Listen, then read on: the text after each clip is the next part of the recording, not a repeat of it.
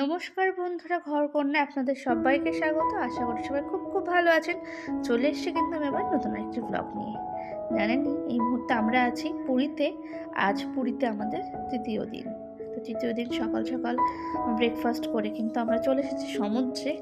এখন 10টা মতো বাজে। দেখুন চারিদিকটা কি রোদ। যাই হোক, তো মা, শাশুড়ি মা, দিদাকে কিন্তু বসিয়ে দিয়েছি চেয়ারে, কারণ ওরা একটু পরে সমুদ্রে নামবে। আর আমরা কিন্তু এখনই সমুদ্রে নামবো, মানে আমি, মা, বোন, বাবা, ভাই, বড়বাবু এখনই সমুদ্রে নামবো। আর কিছুক্ষণ আমরা আনন্দ করে নেব, তারপরে কিন্তু ওদের দুজনকে নামাবো। কারণ নাইলে ওদের দুজন বয়স হয়েছে, ওদের ঠান্ডা লেগে যাবে, এই জন্য কিন্তু ওদেরকে পরে নামাবো। তো চলুন সমুদ্রে নামবো এবং আনন্দ করব, অনেক অনেক আনন্দ। সবটাই আপনাদের সাথে শেয়ার করব। আর এদিকে একটা ফটোগ্রাফার আমাদেরকে ধরেছে, জানি না ওনার হাত এড়াতে পারবো কিনা। সমানেই কিন্তু আমাদের পিছন ধা করছে।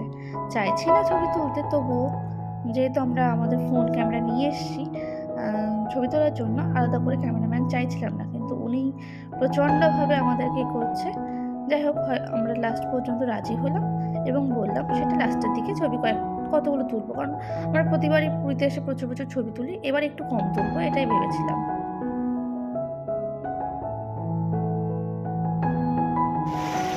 এবার ভেবেছিলাম পুরীতে এসে সমুদ্রে নামবো না, কারণ এখানে আসলে কিন্তু আমরা একটু কালো হয়ে যায়। তো সেই জন্যই, আর সামনে আমার পরপর বিয়ে বাড়ি, অনেকগুলোই বিয়ে বাড়ি আছে, সেই জন্য আমি নামতে চাইছিলাম না, কিন্তু বড়বাবু আমাকে যে একেবারে নামিয়ে দিয়েছে সমুদ্রের জলে। আর সামনে সমুদ্র দেখে সত্যি বলতে থাকতে পারছি না। যাই হোক, খুব আনন্দ লাগছে। পরিবারের সাথেই দেখতে, মানে আমার আলাদা করে আনন্দের প্রয়োজন নেই। ওদের হাসি আনন্দ দেখে আমার জন্য সবটা পাওয়া হয়ে যায়। আর এদিকে আমার মনের কাণ্ড দেখুন, একটা করে ঢেউ আসছে, ও দাঁড়াতে পারছে না, ওর দাদার পা জড়িয়ে ধরে বসে আছে।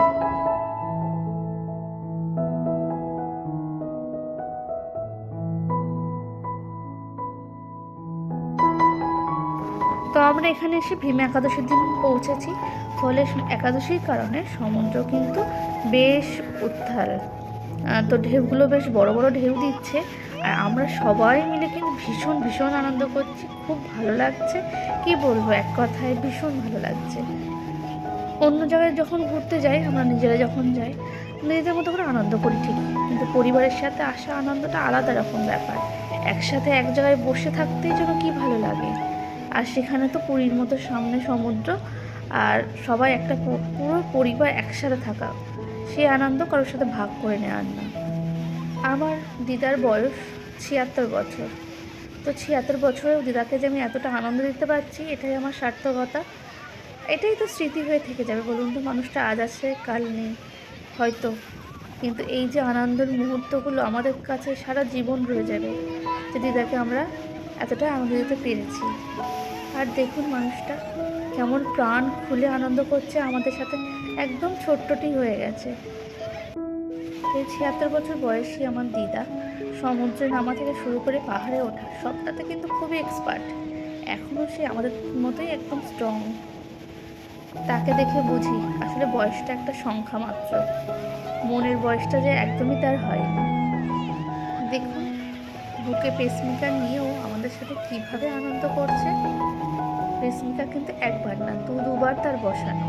একবার বসানো, তারপর 12 বছর পরে চেঞ্জ করে আবার তাকে বসানো। তারপরেও সে কিন্তু এতটা স্ট্রং, শুধুমাত্র তার মনের শক্তিতে।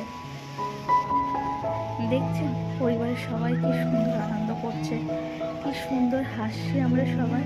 সব থেকে দেখুন আমার মায়ের মুখের হাসিটা, লক্ষ কোটি টাকা দিয়েও কিন্তু এ হাসি দেওয়ার না পাওয়ার না। আমার কাছে অনেক অনেক মূল্যবান আমার মায়ের এই হাসি, এই প্রাণ খোলা আনন্দটা। সত্যি সার্থক। সবাই একসাথে বেড়াতে এসেছি, সবাইকে এতটা আনন্দ দিতে পেরেছি, এটাতে আমরা সত্যি সার্থক।